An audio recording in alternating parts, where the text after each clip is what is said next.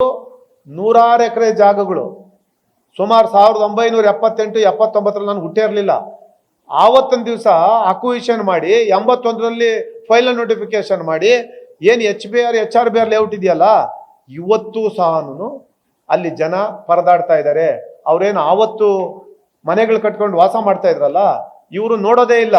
ಇವರು ಅಕ್ವಿಷನ್ ಮಾಡ್ತಾರೆ, ಪಾಣಿಯಲ್ಲಿ ಬಿಡಿ ಅಂತ ಬರ್ತದೆ 1612 ಅಂತ ಹೇಳ್ಬಿಟ್ಟು ನಾವು ಪೊಸಿಷನ್ ಇದ್ದೀರಿ ಅಂತೇಳಿ ಇವರು ರೆಕಾರ್ಡಲ್ಲಿ ತೋರಿಸ್ಕೊಳ್ತಾರೆ. ಯಾರು ಬಿಡಿಯದವರು ರೆಕಾರ್ಡಲ್ಲಿ ತೋರಿಸ್ಕೊಳ್ತಾರೆ. ವಾಸ್ತು ಅಂಶ ಅಲ್ಲಿ ಮನೆಗಳು ಕಟ್ಕೊಂಡು ವಾಸ ಇರ್ತಾರೆ. ಇವಾಗ ತಾವು ನೋಡ್ತೀರಿ 10 ಗುಂಟೆ ಜಾಗ ತಗೊಂಡ್ರು, 20 ಗುಂಟೆ ಜಾಗ ತಗೊಂಡ್ರು, 30 ಗುಂಟೆ ಜಾಗ ತಗೊಂಡ್ರು, ಅದು 25 ಕೋಟಿ 30 ಕೋಟಿ 100 ಕೋಟಿ ಅಂತ ಹೇಳ್ತಾರೆ. ಆದ್ರೆ ವಾಸ್ತು ಅಂಶ ಆವತ್ತು ಏನು ಇವರು ಜಾಗವನ್ನ ಇವರು ಬಿಡಿಯದವ್ರು ನೋಟಿಫಿಕೇಶನ್ ವಶಪಡಿಸ್ಕೊಂಡಿದ್ದಾರಲ್ಲ, ಆವತ್ತು ಸಹ ಅಲ್ಲಿನ ಜನ ಅಲ್ಲಿ ವಾಸ ಮಾಡ್ತಾ ಇದ್ರು. ಅದೇ ರೀತಿ ಅರ್ಕಾವತಿ ಬಡಾವಣೆ ತಾವೆಲ್ಲ ನೋಡ್ತಾ ಇದ್ದೀರಿ. ಅರ್ಕಾವತಿ ಬಡಾವಣೆಗೆ ಅಕ್ವಿಷನ್ ಮಾಡಿದ್ರು. ಇವೆಲ್ಲ ನಂದು ಸಹ ಸುಮಾರು 20-25 ಎಕರೆ ಆ ಭಾಗದಲ್ಲಿ ನಮ್ಮೆಲ್ಲ ಜಾಗಗಳ ಅಕ್ವಿಷನ್ ಮಾಡ್ಕೊಂಡಿದ್ದಾರೆ. ಆದ್ರೆ ಇವತ್ತು ಸಹ ನಾವೆಲ್ಲ ವಾಸ್ತು ಅಂಶ ನಾವು ಬೇರೆಯವರಿಗೆ ಮಾರಾಟ ಮಾಡಿದ್ದೀವಿ. ಬೇರೆಯವರು ಪೊಸಿಷನ್ ಇದ್ದಾರೆ, ಇವರು ಅದನ್ನ ನೋಟಿಫಿಕೇಶನ್ ಮಾಡ್ಕೊಂಡಿದ್ದಾರೆ. ಇವತ್ತು ಅವರು ಕೋರ್ಟ್ ಅಲ್ಲಿ ಫೈಟ್ ಮಾಡ್ತಾ ಇದ್ದಾರೆ.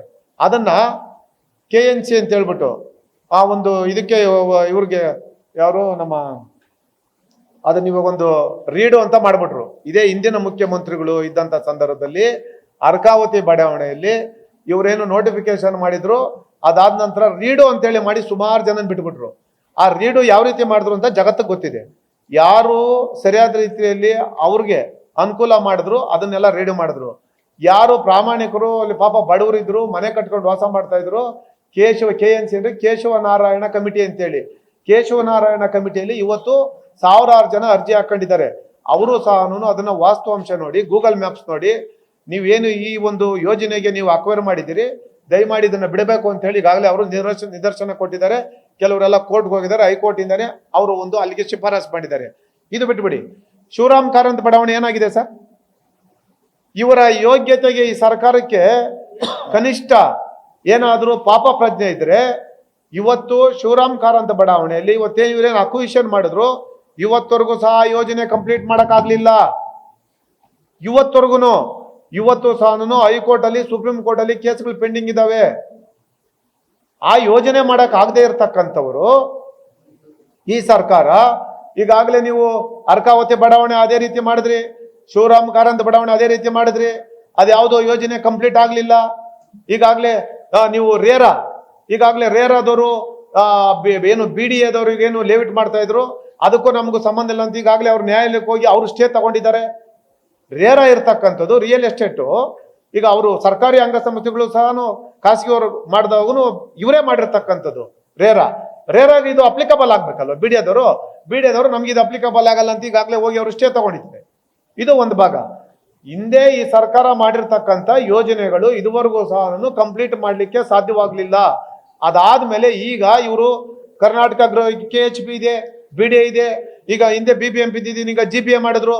ಇವರೆಲ್ಲ ಸಹ ಸರ್ಕಾರಿ ಸಂಸ್ಥೆಗಳಿದ್ರು ಸಹ ನೀವು ಸರ್ಕಾರಿ ಸಂಸ್ಥೆಯಿಂದ ಒಂದು ಯೋಜನೆ ಮಾಡಲಿಕ್ಕೆ ಈ ಸರ್ಕಾರಕ್ಕೆ ಯೋಗ್ಯತೆ ಇಲ್ಲ ಅಂತಂದ್ರೆ ನೀವು ಯಾವ ರೀತಿ ಮತ್ತೆ ನೀವು ಹೊಸ ಒಂದು ಈಗ ಬಿಡದಿ ಟೌನ್ಶಿಪ್ ನ ನೀವು ಮಾಡ್ಲಿಕ್ಕೆ ಹೊರಟಿದ್ದೀರಿ? ಯಾವ ಕಾರಣಕ್ಕೋಸ್ಕರ ಮಾಡ್ಲಿಕ್ಕೆ ಹೊರಟಿದ್ದೀರಿ? ಅದು ನೀವು ಸುಮಾರು 15-16 ಸಾವಿರ ಕೋಟಿ ಆ ಪ್ರಾಜೆಕ್ಟ್ ಅಲ್ಲಿ ನೀವು ದುಡ್ಡು ಹೊಡೆಯೋ ಸ್ಕೀಮ್. ಇದು ದುಡ್ಡು ಹೊಡೆಯೋ ಸ್ಕೀಮ್ ಅಷ್ಟೇ, ಬೇರೆ ಇನ್ನೇನಿಲ್ಲ. ದುಡ್ಡು ಹೊಡೆಯೋ ಸ್ಕೀಮ್ನ ಮಾಡ್ಕೊಂಡು ಹೊರಟಿದ್ದೀರಿ. ನಾವು ಈಗಾಗಲೇ 21ನೇ ತಾರೀಕು ಈಗಾಗಲೇ ನಮ್ಮ ಪಕ್ಷದ ನಮ್ಮ ರಾಜ್ಯ ಯುವ ಘಟಕದ ಅಧ್ಯಕ್ಷ ಆಗಿರ್ತಕ್ಕಂಥ ನಿಖಿಲ್ ಕುಮಾರ್ನವರ ನೇತೃತ್ವದಲ್ಲಿ, ಅಲ್ಲಿ ನಮ್ಮ ಮಾಜಿ ಶಾಸಕರಾಗಿರ್ತಕ್ಕಂಥ ಮಂಜಣ್ಣವರ ನೇತೃತ್ವದಲ್ಲಿ ಈಗಾಗಲೇ ಪಾದಯಾತ್ರೆನ ಮಾಡಬೇಕು ಅಂತೇಳಿ ಈಗಾಗಲೇ ತೀರ್ಮಾನ ಮಾಡಿ ಅಲ್ಲಿನ ಎಲ್ಲ ರೈತರು ಸಹ ಹಿಂದೆ ಒಂದು ಮಾತನ್ನ ಹೇಳ್ಬಿಟ್ರು. ಈ ಅಲ್ಲಿ ರೈತರು 80% ರೈತರು ನಮಗೆ ಒಪ್ಪಿಗೆ ಕೊಟ್ಟಿದ್ದಾರೆ ಅಂತ ಅವರು ನಮ್ಮ ನಾಯಕರು ಹೇಳ್ತಾ ಇದ್ರು. ಒಂದು ಕೆಲಸ ಮಾಡಿ, ಪೂಜ್ಯ ದೇವೇಗೌಡರು ಸಾಹೇಬರು ಸಹ ಹೇಳಿದ್ರು, 80% ರೈತರು ಒಪ್ಪಿಗೆ ಕೊಟ್ಟಿದ್ರೆ ದಯಮಾಡಿ ಮಾಧ್ಯಮದವರು, ಸರ್ಕಾರದ ಪ್ರತಿನಿಧಿಗಳು ತಾವು ಸಹ ಬನ್ನಿ, ನಿಮ್ ಜೊತೆ ನಾವು ಏನಿವತ್ತು 9 ಹಳ್ಳಿಗಳಲ್ಲಿ ನೀವೇನಿವತ್ತು ಅಕ್ವಿಷನ್ ಮಾಡಿದಿರಿ, ನಾವು ಹೋಗೋಣ. 80% ರೈತರು ಏನಾದ್ರು ನಿಮ್ಗೆ ಒಪ್ಪಿಗೆ ಸೂಚಿಸ್ಬಿಟ್ರೆ ನಾವು ನಿಮ್ ಪರ ನಿಲ್ತೀವಿ ಅಂತ ಹೇಳಿದ್ರು.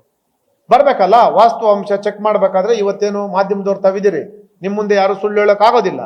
ತಮ್ಮ ನೇತೃತ್ವದಲ್ಲಿ ನಮ್ಮ ನಾಯಕರು ಬರ್ತಾರೆ, ಅವರು ಬರ್ಲಿ ಸರ್ಕಾರದ ಪ್ರತಿನಿಧಿಗಳು ಇವತ್ತೇನ ಯೋಜನೆ ಪರವಾಗಿ ನಿಂತಿದ್ದಾರಲ್ಲ ಅವರೆಲ್ಲ ಬರ್ಲಿ, ಅಲ್ಲಿ ವಾಸ್ತವಾಂಶನ ರಿಯಾಲಿಟಿ ಚೆಕ್ ಆಗ್ಬಿಡಿ ರಿಯಾಲಿಟಿ ಚೆಕ್.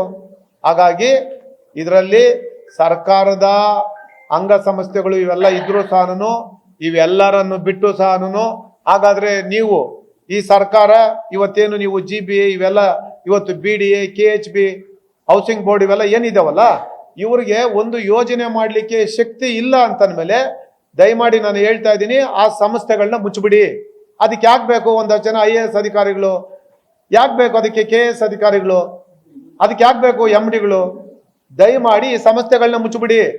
ನೀವು ಯಾರಿಗೆ ಖಾಸಗಿ ಅವ್ರಿಗೆ ಕೊಡ್ತಾ ಇದ್ದೀರಲ್ವಾ, ದಯಮಾಡಿ ಖಾಸಗಿ ಅವ್ರಿಗೆ ನೀವು ಕೊಟ್ಬಿಡಿ. ಅವಾಗ ಇವೆಲ್ಲ ಮುಚ್ಚಿಬಿಡಿ. ಏನಕ್ಕೆ ಬೇಕು ಸರ್ಕಾರಿ ಅಂಗಸಂಸ್ಥೆಗಳು? ಅವ್ರಿಗೆ ಯಾವ ನಾಟ್ ಎಲಿಜಿಬಲ್ನೋ ಅವ್ರಿಗೆ ಕೆಪಾಸಿಟಿ ಇಲ್ಲವಲ್ಲ ಸರ್, ಅವ್ರಿಗೆ ಕೆಪಾಸಿಟಿ ಇಲ್ಲ ಅಂದಮೇಲೆ ಈ ಸಂಸ್ಥೆಗಳನ್ನ ದಯಮಾಡಿ ಮುಚ್ಚಿ ನೀವು ಎಲ್ಲ ಖಾಸಗಿ ಅವ್ರಿಗೆ ಕೊಡ್ಬೋದಲ್ವಾ.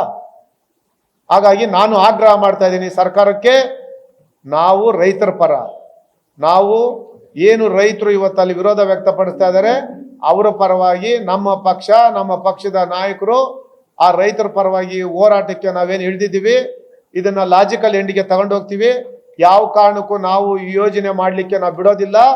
ಅಲ್ಲಿ ಯಾವ ರೀತಿ ಹೋರಾಟಕ್ಕೂ ನಾವು ಸಿದ್ಧ, ಏನು ಬೇಕಾಗಿದ್ರು ಆಗ್ಬೋದು. ಈ ಸರ್ಕಾರ ಏನು ಮಾಡಿದ್ರು ಸಹನು, ಇವರ ದಬ್ಬಾಳಿಕೆ, ಇವರು ಏನೇ ಮಾಡಿದ್ರು ಸಹನು, ಏನು ಪೊಲೀಸ್ ಇಟ್ಕೊಂಡು ಇವತ್ತೇನಾದ್ರೂ ದಬ್ಬಾಳಿಕೆ ಮಾಡ್ತೀರಿ ಅಂತಂದ್ರೆ ನಾವು ಎಲ್ಲದಕ್ಕೂ ಸಹ ಸಿದ್ಧವಾಗಿದ್ದೀರಿ.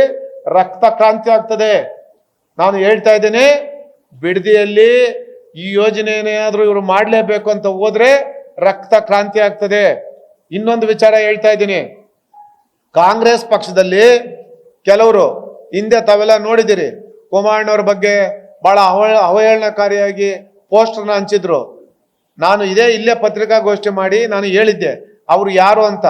ಆದ್ರೆ ಇದುವರೆಗೂ ಸಹ ಅವ್ರ ಮೇಲೆ ನಾವು ದೂರನ್ನು ಸಹ ಕೊಟ್ಟಿದ್ವಿ, FIR ಮಾಡಿದ್ರು, ಆದ್ರೆ ಯಾವುದೇ ಕ್ರಮ ತಗೊಂಡ್ಲಿಲ್ಲ. ಆದ್ರೆ ನಾನು ಹೇಳ್ತಕ್ಕಂಥದ್ದು ನಮಗೂ ಬರುತ್ತೆ ಪೋಸ್ಟರ್ ಹಂಚೋದು, ನಾವು ಅವಹೇಳನಕಾರಿ ಮಾಡಿ ಪೋಸ್ಟರ್ ಹಂಚಬಹುದು, ಆದ್ರೆ ನಮ್ಮ ಸಂಸ್ಕೃತಿ ಅದಲ್ಲ.